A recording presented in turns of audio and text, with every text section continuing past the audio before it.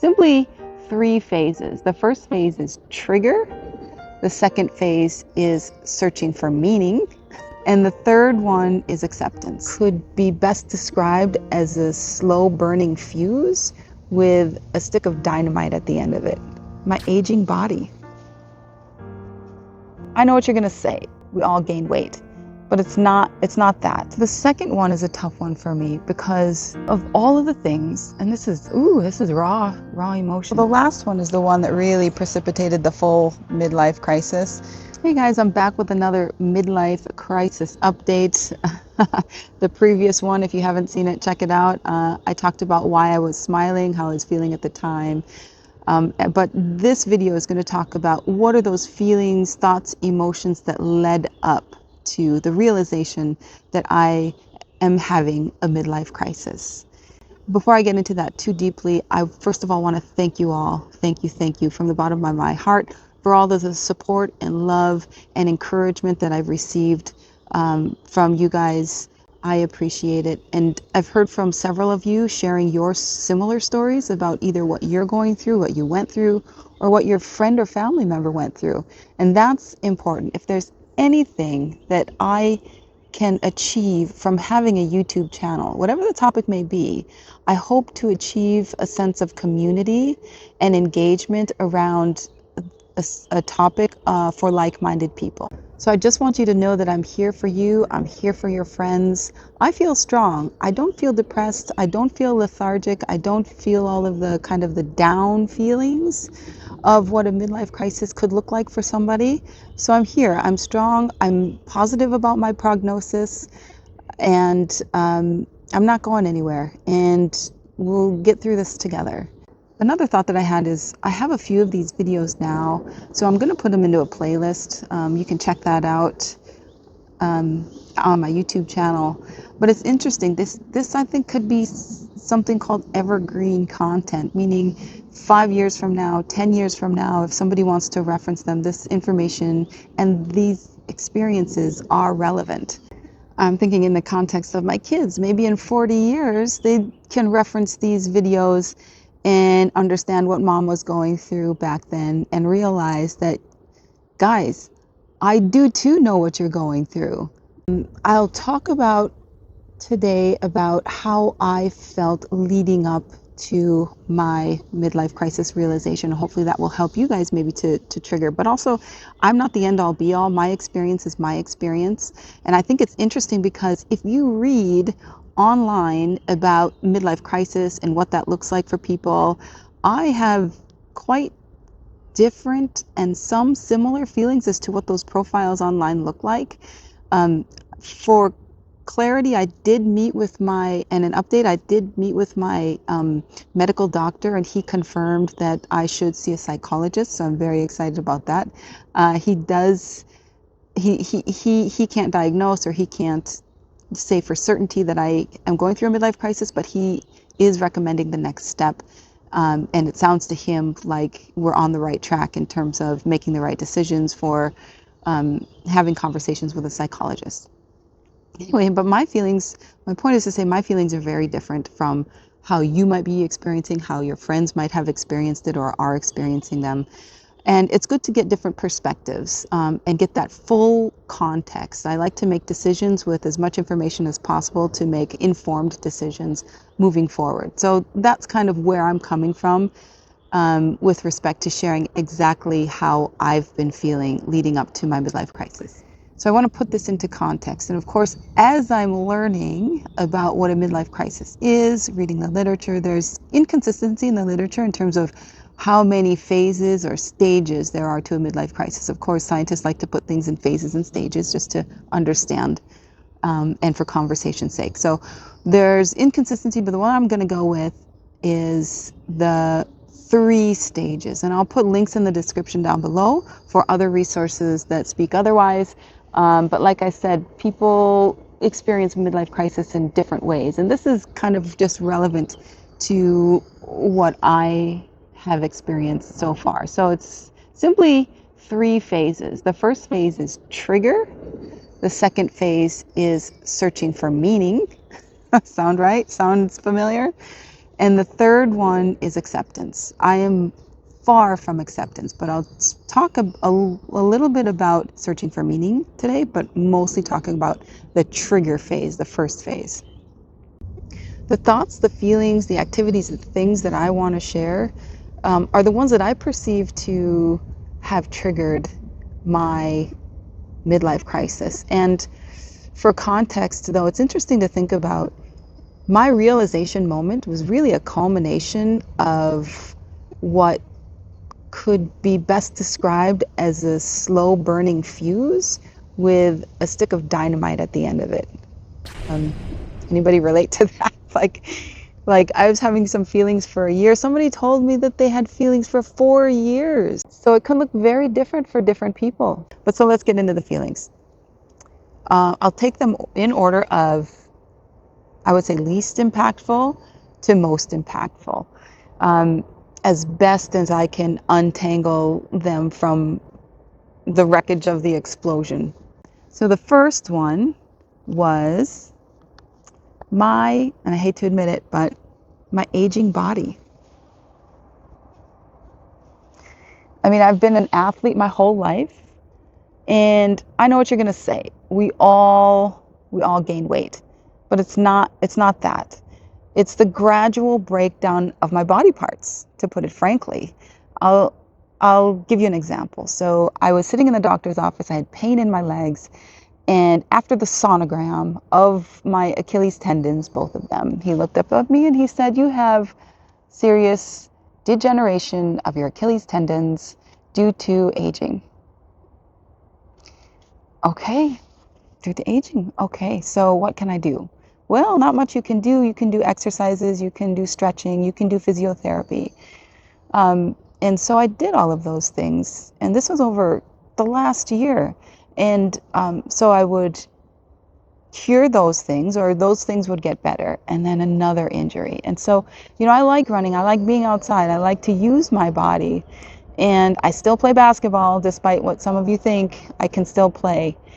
And that is painful on your emotions and on your mental strength of what you perceive yourself to be as an athlete or as an outdoors person.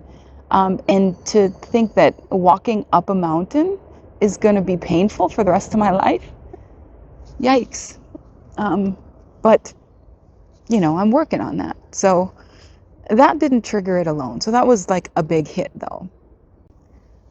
The second one is a tough one for me because of all of the things, and this is raw emotions. Of all of the things that I've achieved in my life, I've been in my life.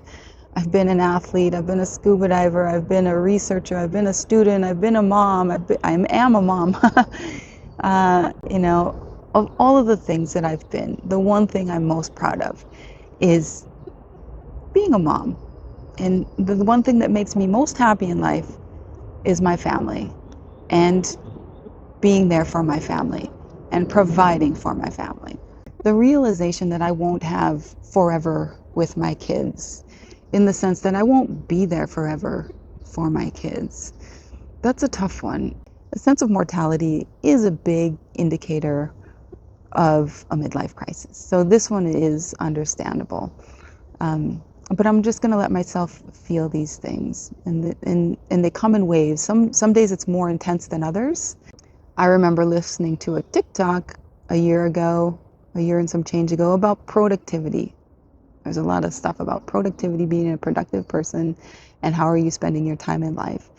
And one of those pointed out the fact that for the average life expectancy of a human, you have 3,500 or so weeks of productivity. So think of it that way and use that to your advantage. And I thought about it.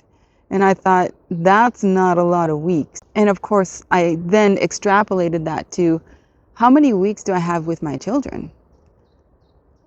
How many seasons do I have with my kids? How many times can I go camping with them? How many times will I go camping with them as kids? Probably 20. I'm thankful for that 20. I'm thankful for whatever I have, but that's a tough one for me. It really is. I also was thinking about how many times a lot of my friends live in the US. My close friends live in the US, and I think, and some of you will know, I flew back, which hindsight is 2020. I flew back to the United States after not seeing them for 10 years. And I just had a girls' weekend with them for 2 nights. And I hadn't seen them in 10 years. They were all in my wedding. We were all in each other's weddings. And I just had this urge to go visit them. And I calculated it too before I went. I was like, if we see each other, so we haven't seen each other in 10 years, but we love each other so much, we want to see each other. But life gets in the way. So I went to see them, and we calculated. I said to them, and this kind of mortified them too. Maybe I triggered a midlife crisis in them. I said, if we see each other on average every 2 years, we will have 8 more times to see each other. And my mind just races. 8 more times, 10 max.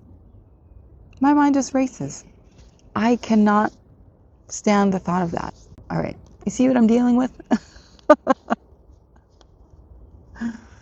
Oh, here's another example. I love it when my kids crawl into bed in the middle of the night with me, just to cuddle.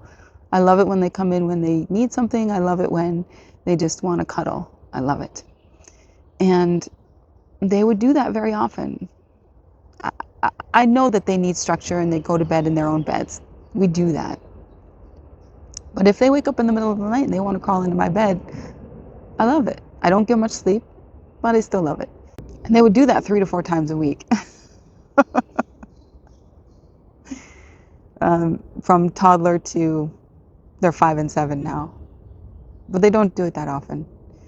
But about 6 months ago, it had gone from 3 to 4 times a week to 1 to 2 times a week to once a week to they haven't crawled into our bed for 2 weeks.